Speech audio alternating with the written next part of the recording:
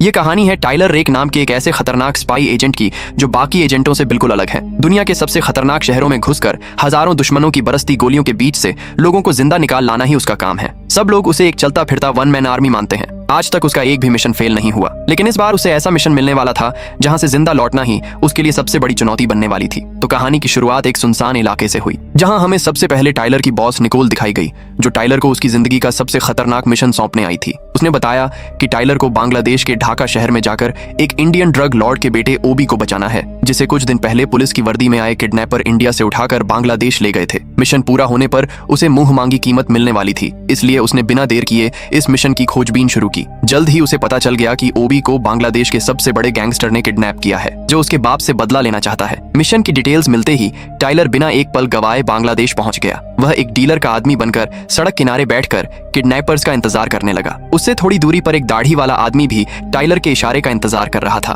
कुछ ही देर में टाइलर को कॉल आया। फोन पर बताया गया कि उसे सामने वाली इल्ड्री शॉप तक जाना है, लेकिन जैसे ही वह वहां पहुंचा तभी किसी ने पीछे से उसकी कमर पर पिस्तल तान दी। इसके तुरंत बाद एक वैन उसके सामने आकर रुक गई। किडनैपर्स ने उसे काला कपड़ा पहनाया और जबरदस्ती वैन में डालकर ले जाने लगे, लेकिन उन्हें नहीं पता था कि यह सब कुछ टाइलर के प्लान का हिस्सा है। कुछ ही समय बाद टाइलर को एक सुनसान बिल्डिंग में ले जाया गया, जहां पहुंचते ही किडनैपर्स ने फिरौती के लिए उसके सिर पर पिस्तौल तान दी, पर टाइलर ने एक भी बार पलक नहीं झपकाई। उसने कहा कि पहले उसे लड़के को जिंदा देखना है, तभी वह फिरौती देगा। जब उसने देखा कि ओबी पूरी तरह सुरक्षित है, तब उसने आसपास के गार्ड और जगह का अंदाजा लगाया। तभी टाइलर फिरौती देने को तैयार हो गया। जैसे ही वे लोग उसे बाहर ले जाने लगे, तभी दाढ़ी वाले आदमी ने हमला कर दिया। मौका पाते ही टाइलर ने दूसरे किडनैपर को भी मार गिराया। इसके बाद उसने अपने हाथों की रस्सी तोड़ दी। उस समय गार्ड्स को अभी तक एहसास नहीं था कि उनकी मौत का समय आ चुका है। अचानक दरवाजे पर जोरदार दस्तक हुई। जैसे ही किडनैपर दरवाजा खोलने के लिए आगे बढ़ा, तभी टाइलर ने बिना झिझक ट्रिगर दबा दिया। कमरे के अंदर घुसते ही वह हर एक किडनैपर पर टूट पड़ा। गोलियों की आवाज ने तुरंत बाहर तैनात गार्ड्स का ध्यान खींच लिया, लेकिन वे जैसे ही हथियार उठाने गए, बाहर छिपे दाढ़ी वाले आदमी ने एक एक करके सभी को गोली मारकर ढेर कर दिया। उधर दूसरी तरफ टाइलर ने घर के अंदर बचे हुए गुंडों का सफाया शुरू कर दिया, लेकिन कुछ ही देर में उसकी गोलियां खत्म हो गईं, जिससे उसे हाथापाई पर उतरना पड़ा। टाइलर थर का हथौड़ा तक उठा चुका था, इसलिए यह छोटे मोटे गुंडे उसके सामने बच्चे थे। उसने पलक झपकते ही कई सारे गुंडों को धूल चटा दी। तभी बाहर से एक गुंडा तलवार लेकर उस पर टूट पड़ा, लेकिन टाइलर ने टेबल पर रखा कप उठाकर सीधे उसकी छाती पर दे मारा और वह वहीं बेहोश होकर गिर पड़ा। जैसे ही दूसरा गुंडा उठने वाला था, टाइलर ने लात मारकर टेबल से उसका सिर फोड़ दिया। पीछे से एक और गुंडा बंदूक लेकर आया, लेकिन टाइलर के सामने वह भी टिक नहीं पाया। जैसे ही उसे लगा कि अब सब खत्म हो गया, तभी पीछे से बंदूक लोड होने की आवाज आई। उसने मुड़कर देखा तो एक छोटा बच्चा बंदूक पकड़कर लोड कर रहा था, पर टेलर ने उस पर हमला नहीं किया, क्योंकि उसके अपने खुद के कुछ उसूल थे। इसलिए उसने बच्चे से बंदूक छीन ली और तुरंत उसे दूर जाने को कहा। इसके बाद टाइलर ने फौरन ओबी की बंधी रस्सियां खोल दी और उसे अपने पीछे चलने को कहा। जल्द ही टाइलर प्लान के मुताबिक ओबी को लेकर वहां से निकलने लगा। दूसरी तरफ गैंगस्टर को टाइलर के बारे में सब पता चल गया। उसने तुरंत सेना को ऑर्डर दिया कि पूरे इलाके को सील कर दिया जाए। साफ था कि उसे टाइलर का अगला कदम पता था, लेकिन सालों से एक ही काम को कर रहा टाइलर इस सब का अंदाजा पहले ही लगा चुका था। उसने ओबी को एक सुनसान फैक्ट्री तक गाड़ी से पहुंचाया। फिर उसने खुद के लिए बुलेट प्रूफ जैकेट पहना और उस पर लगे उपकरणों से निकोल से कांटेक्ट किया। इसके बाद उसने ओवी को भी एक बुलेट प्रूफ जैकेट पहना दी। आखिर में उसने एक वीडियो रिकॉर्ड करके निकोल को भेज दी। तब उसने अगला प्लान शुरू किया। टाइलर ओवे को लेकर सीधे जंगल के किनारे बहने वाली नदी की तरफ बढ़ने लगा। निकोल की टीम पहले से ही शिप तैयार की हुई थी, बस टाइलर को ओवे के साथ शिप तक पहुंचना था। लेकिन जल्द ही पूरे प्लान की धज्जियां उड़ने वाली थीं। अचानक निकोल को कुछ गड़बड़ महसूस हुई। उसने टाइलर से थोड़ी देर रुकने को कहा। जब शिप में बैठे लोग टाइलर का इंतजार कर रहे थे, तभी अंदर से अचानक तेज अलार्म की आवाज गूंज उठी, जिससे माहौल एक पल में बदल गया। जैसे ही टाइलर के साथ ही नीचे उतरकर जांच करने पहुंचे, तभी एक नकाबपोश आदमी ने पीछे से हमला कर दिया और एक ही झटके में दोनों को मौत के घाट उतार दिया। बाहर निगरानी कर रहे दाढ़ी वाले को भी कुछ गड़बड़ लगी। उसने तुरंत स्नाइपर राइफल के स्कोप से अंदर की ओर देखा, लेकिन अगले ही पल नकाबपोश आदमी उस तक पहुंच गया और उसे भी मार गिराया। अब उसका अगला निशाना टाइलर था। ठीक उसी पल पुलिस ने शिप को ट्रैक कर लिया। निकोल ने तुरंत यह खबर टाइलर तक पहुंचा दी। खबर मिलते ही टाइलर फौरन ओवे को लेकर वहां से भागने लगा। तभी नकाबपोश आदमी की नजर उस पर पड़ गई और उसने बिना देर किए अंधाधुंध गोलियां बरसानी शुरू कर दी। लेकिन जैसे ही टाइलर एक चट्टान के पीछे रुका, तभी नकाबपोश आदमी ने अपना नकाब नकाब हटा दिया और सच सामने आया कि नकाबपोश कोई और नहीं बल्कि ओवी के पिता का आदमी सायू था, जो बिना किसी को खबर दिए ओबी को बचाने आया था। सायू जोर से चिल्लाया कि ओबी तुरंत उसके पास आ जाए। आवाज सुनते ही ओबी उसे पहचान गया, लेकिन जैसे ही वह उसकी ओर बढ़ने वाला था, टाइलर ने उसे पकड़कर रोक लिया, क्योंकि इसके पीछे दो वजह थी। पहली यह कि ओबी अब उसके लिए एक कीमती इनाम था, और दूसरी यह कि वह नहीं चाहता था कि जिसे वह मौत के मुंह से निकाल कर लाया था अब फिर से खतरे में पड़े। इसलिए टाइलर ने बिना देर किए एक ग्रेनेड फेंका, जिससे सायू की नजर कुछ पल के लिए धुंधली पड़ गई। इसी मौके का फायदा उठाकर वह ओवे को लेकर भागा और उसी फैक्ट्री के पास पहुंच गया। वहां से उन्होंने तुरंत कार उठाई और बिना देर किए तेज रफ्तार में भागने लगे, लेकिन कुछ ही दूरी पर सामने अचानक दो पुलिस गाड़ियां आकर रास्ता रोक कर खड़ी हो गईं। टाइलर ने तुरंत गाड़ी रिवर्स की, तेजी से पीछे हटते हुए उसे घुमाया और दूसरी दिशा में मोड़ दी। इसी दौरान सायू भी उनका पीछा करते हुए वहां पहुंच गया। टाइलर को देखते ही उसने एक पुलिस गाड़ी छीन ली और उनका पीछा शुरू कर दिया। तभी मौका देखकर ओवी कार से उतरकर सायू के पास जाने की कोशिश करने लगा, लेकिन टाइलर ने उसे रोकते हुए बताया कि उसके पिता ने उसे बचाने के लिए पैसे दिए हैं और अब उनके ही आदमी का अचानक सामने आना किसी गड़बड़ की ओर इशारा कर रहा है। उसे शक हुआ कि शायद उसके पिता ने ही उसे धोखा दे दिया है और यहाँ तक पुलिस भी किडनैपर्स के साथ मिली हुई है। इसलिए टाइलर ने निकोल के बताए रास्ते पर गाड़ी मोड़ दी और वहां से निकलने की कोशिश करने लगा, लेकिन पीछा कर रही पुलिस गाड़ियां लगातार बढ़ती जा रही थीं और वे बार बार उसकी गाड़ी को टक्कर मार रही थीं। इसी बीच सायू ने पुलिस पर ही गोलियां चलानी शुरू कर दी और एक एक करके पीछा कर रही गाड़ियों को रोक दिया। लेकिन टाइलर के लिए हालात और भी खराब हो गए,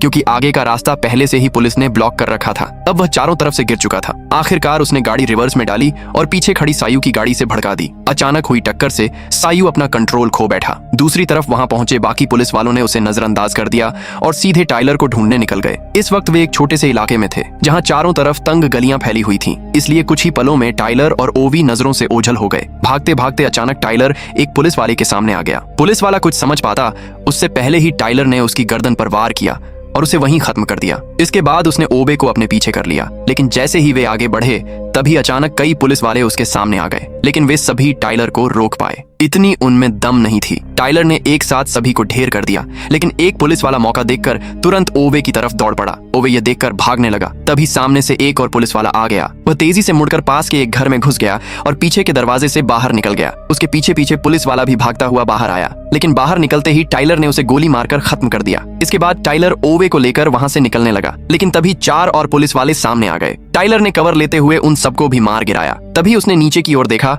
और उसे समझ आ गया कि पुलिस ने उन्हें चोरों ओर से घेर लिया है। यह देखकर वह तुरंत ओबे को लेकर छत की तरफ भागा, लेकिन ऊपर पहुंचते ही उसने देखा कि आसमान में हेलीकॉप्टर भी नजर रख रहे हैं। इसीलिए दोनों तुरंत वापस नीचे उतरने लगे, लेकिन जैसे ही वे दूसरी मंजिल पर पहुंचे तभी वहां अचानक सायू फिर से सामने आ गया, जिससे दोनों के बीच जबरदस्त भिड़ंत हो गई और लड़ते लड़ते दोनों ऊपर से नीचे गिर पड़े। उठते ही दोनों दोबारा एक दूसरे से भिड़ गए। आसपास खड़े लोग इस लड़ाई को ऐसे देख रहे थे जैसे यह उनके लिए कोई नई बात ना हो। इसी बीच टाइलर धीरे धीरे सायू पर हावी होने लगा, लेकिन तभी अचानक एक कार आ गई। टाइलर को गिरते देख सायू तुरंत उठा और जमीन से बंदूक उठाकर टाइलर को खत्म करने के लिए आगे बढ़ने लगा। तभी उसे ओवे की चीख सुनाई दी और वह तुरंत उसकी आवाज की तरफ मुड़ गया। वहां पहुंचकर उसने देखा कि कुछ पुलिस वाले ओवे को पकड़कर ले जा रहे थे। उसने बिना देर किए उन सभी पुलिस वालों को मार गिराया और फिर ओवे को उठाकर वहां से निकलने लगा, लेकिन जैसे ही वह मोड़ तक पहुंचा तभी टाइलर ने ट्रक से उसे टक्कर मार दी। इसके बाद उसने ओवे को तुरंत ट्रक में बैठाया और फिर दोनों वहां से तेजी से निकल गए, लेकिन ऊपर उड़ रहा हेलीकॉप्टर लगातार उनका पीछा कर रहा था।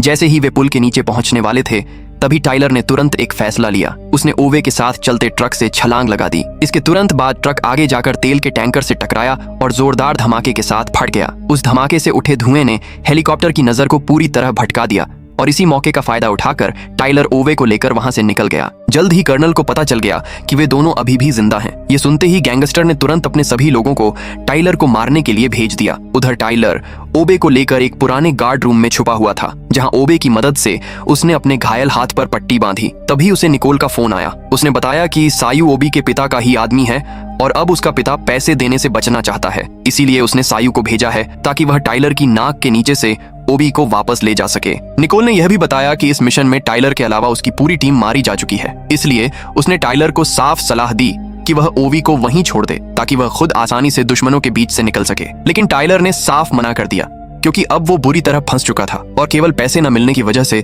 वो एक छोटे से बच्चे की जान जोखिम में नहीं डाल सकता था। टाइलर की यह बात सुनकर आखिरकार निकोल मान गई। उसने कहा कि वह 4 की अम्मी दूर पुल के पास हेलीकॉप्टर का इंतजाम कर देगी और वहीं से उन्हें बाहर निकाला जाएगा। निकोल की बात मानकर टाइलर रात में ही वहां से निकलने लगा। उसने सड़क पर खड़ी एक कार का लॉक तोड़कर उसे खोल लिया, लेकिन जैसे ही वह गाड़ी स्टार्ट करने वाला था, अचानक कुछ गुंडे उसके सामने आकर खड़े हो गए। टाइलर यह देखकर एक पल के लिए चौंक गया कि सामने हथियार थामे गुंडे असल में छोटे छोटे बच्चे थे। वह उन्हें देख ही रहा था कि अचानक उन्होंने बिना कुछ सोचे सीधे उस पर गोलियां बरसानी शुरू कर दी। टाइलर तुरंत गाड़ी के पीछे छिप गया और तुरंत कुछ स्मोक ग्रेनेड फेंक दिए। क्योंकि सामने बच्चे थे इसलिए वह उन्हें मारना नहीं चाहता था। जैसे ही वे पास आए, उसने एक को कार के दरवाजे में फंसा दिया और दूसरे को दरवाजा मारकर दूर गिरा दिया। इन हथियार लिए बच्चों के सामने भी टाइलर पूरी तरह कंट्रोल में था और वह सिर्फ उन्हें रोकते हुए खुद को बचा रहा था। लेकिन बच्चों का उसे जिंदा छोड़ने का कोई इरादा नहीं था, इसलिए सबसे छोटे बच्चे ने तुरंत उस पर बंदूक तान दी। लेकिन इससे पहले कि वह गोली चला पाए, टाइलर ने एक थप्पड़ मारकर बच्चे को जमीन पर पटक दिया। तभी अचानक ऊपर से सरकारी हेलीकॉप्टर पहुंच गया। ये देखकर टाइलर ने देर नहीं की और तुरंत ओवे को लेकर वहां से निकल गया। भागते भागते दोनों एक गंदे नाले में कूद गए और किसी तरह बच निकले। फिलहाल वे दोनों खतरे से बाहर थे, लेकिन कभी भी मौत उन तक पहुंच सकती थी। इसलिए टाइलर ने चाहता हुए एक फैसला लिया। ठीक उसी समय सायु को एक कॉल आया जो टाइलर का था। टाइलर ने उसके साथ मिलकर काम करने का फैसला किया ताकि वे ओवे को शहर से बाहर निकाल सकें। जल्दी ही सायु तय जगह पर पहुंच गया। टाइलर ने उसे अपने हथियार दे दिए और हेलीकॉप्टर की लोकेशन भी बता दी, लेकिन वहां तक पहुंचने के लिए उन्हें 2 बैरिकेड पार करने थे। इसलिए टाइलर ने प्लान बनाया कि वह दुश्मनों को भटकाएगा और सायु ओवे को सुरक्षित लेकर आगे बढ़ेगा। दोनों तुरंत इस प्लान पर तैयार हो गए। कुछ ही देर में वे पहले बैरिकेड तक पहुंच गए, जहां बड़ी संख्या में सैनिक चेकिंग कर रहे थे। टाइलर ने बिना देर किए ग्रेनेड लॉन्चर उठाया और सीधे हमला कर दिया। हमले की वजह से सैनिकों का ध्यान टाइलर पर चला गया, जिससे दोनों तरफ से जबरदस्त लड़ाई शुरू हो गई। इसी मौके का फायदा उठाकर सायु गाड़ी लेकर तेज रफ्तार में बैरिकेड पार कर गया। लेकिन टाइलर अभी वहां से निकल भी नहीं पाया था कि तभी नीचे खड़े सैनिकों ने रॉकेट लॉन्चर तैयार कर लिया। दुश्मन तेजी से उसकी तरफ बढ़ रहे थे, लेकिन जो भी सामने आया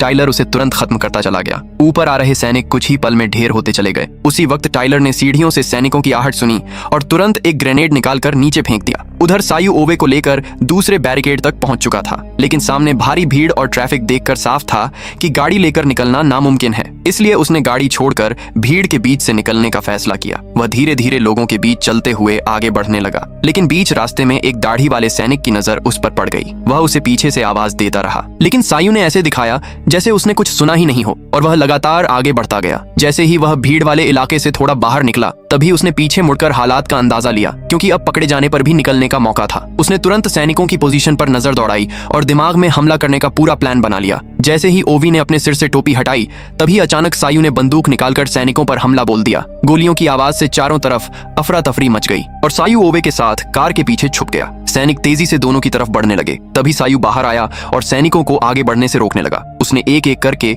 कई सारे सैनिकों को मार गिराया। फिर उसने एक ग्रेनेड निकाला और सही मौके देखकर सैनिकों की ओर फेंक दिया। धमाके का फायदा उठाकर वह तेजी से वापस ओवे के पास पहुंच गया। उधर पुल पर हुए धमाके ने तुरंत कर्नल और बाकी अफसरों का ध्यान खींच लिया। उन्होंने बिना देर किए भारी हथियारों से लैस स्पेशल फोर्स को हेलीकॉप्टर से वहां भेज दिया। यह देखकर सायु ने तुरंत ओवे को गाड़ी के अंदर छुपने को कहा और खुद हेलीकॉप्टर पर अंधाधुंध फायरिंग करने लगा। लेकिन सामने से हो रही तेज गोलाबारी के सामने वह ज्यादा देर तक टिक नहीं पाया। वो सिर्फ छिप छिप कर अपनी जान बचाने की कोशिश करता रहा। एक साथ 5 सैनिक 5 बंदूकों के साथ उस पर हमला कर रहे थे, लेकिन जैसे तैसे जान बचाकर सायु एक ट्रक के पीछे छुप गया। कुछ ही देर में हेलीकॉप्टर से स्पेशल फोर्स के जवान सायु के सामने उतर आए और उसे चारों तरफ से घेर लिया। अब हालात ये थे कि सामने स्पेशल फोर्स और पीछे सैनिक थे, जिससे सायु पूरी तरह फंस चुका था। उसने तुरंत टाइलर को मदद के लिए बुलाया, लेकिन टाइलर अभी भी सैनिकों के बीच में फंसा हुआ था। तभी अचानक उसके सामने एक हथियारों से लेस गाड़ी आकर रुक गई। उसमें बैठे सैनिकों ने मशीन गन से टाइलर पर बिना रुके गोलियां चला दी। खुद को बचाने के लिए वह तुरंत पास की सब्जी मंडी में छिप गया। जल्द ही सैनिक गाड़ी से नीचे उतरकर उसे ढूंढने लगे, लेकिन तभी टाइलर ने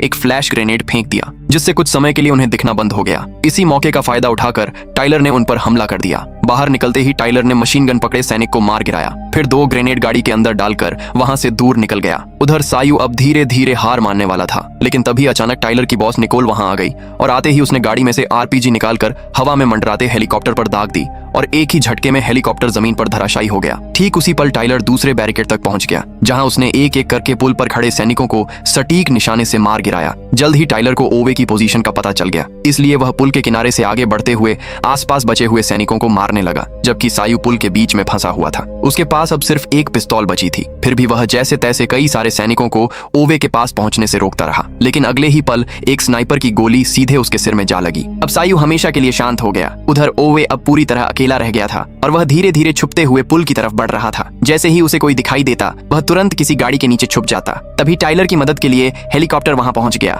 लेकिन वह अभी उतर भी नहीं पाया था कि दूर खड़े कर्नल ने अचानक फायर कर दिया और उसकी गोली सीधे को पायलट को जा लगी, जिससे वह वहीं मारा गया। पायलट ने उतरने की बजाय हेलीकॉप्टर को वापस मोड़ दिया। इतने में ही कर्नल ने निकोल के एक और आदमी को मार गिराया। यह देखकर निकोल तुरंत जमीन पर लेट गई और गाड़ी को कवर बनाकर स्नाइपर को ढूंढने लगी, लेकिन कर्नल ने एक गोली चलाने के बाद खुद को पूरी तरह छुपा लिया और उसका कुछ भी पता नहीं चला। इसी दौरान टाइलर पुल के बीच तक पहुंच गया। ठीक उसी पल स्नाइपर ने भी उस पर निशाना साध लिया। तभी अचानक टाइलर को सायु की लाश दिखी, लेकिन ओवे को ढूंढने की जल्दी में उसने यह नहीं देखा कि सायु को स्नाइपर ने सिर में मारा था। जैसे ही वह खुले हिस्से में पहुंचा, दूर बैठे कर्नल ने तुरंत ट्रिगर दबा दिया। गोली लगते ही टाइलर वहीं गिर पड़ा। अब कर्नल उसे खत्म करने के लिए दूसरी गोली चलाने ही वाला था कि तभी अचानक ओवे दौड़ता हुआ आया और टाइलर के सामने खड़ा हो गया। टाइलर को खून से लथपथ देखकर ओवे की आंखों से आंसू निकल आए, क्योंकि उसके लिए टाइलर सिर्फ एक बॉडीगार्ड नहीं था बल्कि एक पिता जैसा बन चुका था। अब वही उसका एकमात्र सहारा था। लेकिन टाइलर जानता था कि यह वक्त भावनाओं में बहने का नहीं है, इसलिए उसने दर्द सहते हुए ओवे से कहा